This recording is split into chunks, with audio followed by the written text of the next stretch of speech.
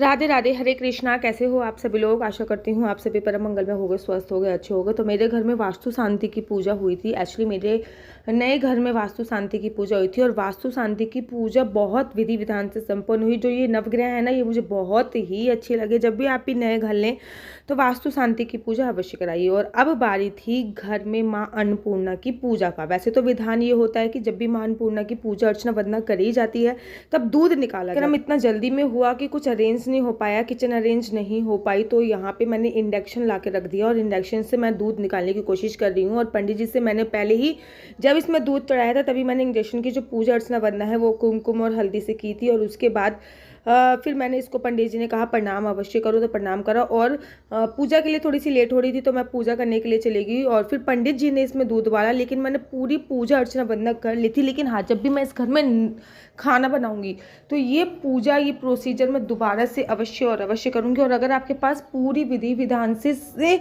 Time होता है तो आप ये प्रोसीजर अवश्य किया कीजिए। जब भी नए घर में जाओ तो सबसे पहले दूध उबाला जाता है और दूध का निकलना बहुत ज़्यादा ज़रूरी होता है। और जिस टाइम पे हमारी पूजा ख़त्म हुई थी उसके बाद इतना तूफ़ान आया था, इतना तूफ़ान आया था, आंधी तूफ़ान इतना अच्छा आया था। लेकिन जो हमारी व्यू दिख रहा था हमारी बालकनी से वो तो बहुत ही सुंदर दिख रहा था। इतना सुंदर व्यू दिख रहा था कि मैं आपको अपने शब्दों में बयान नहीं सकती। आप देखिए, नदी बह रही है, फ्लाईओवर दिख रहा है, ऊपर से बारिश हो रही है।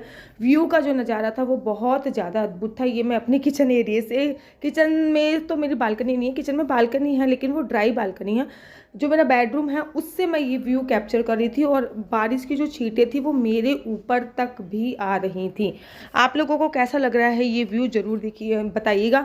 और बेसिकली ये घर लेने के पीछे एक कारण यही था कि यहाँ से देखो मैं बालकनी पे खड़ी हूँ और सामने यहाँ से जो नदी है वो एकदम साफ सामने दिखती है। और बरसात में तो नज़ारा बहुत अद्भुत होता है। भगवान इंद्र ने भी हमारी पूजा अर्चना वंदना स्वीकार करी थी। राधे राधे, हरे कृष्णा, हरि बोल।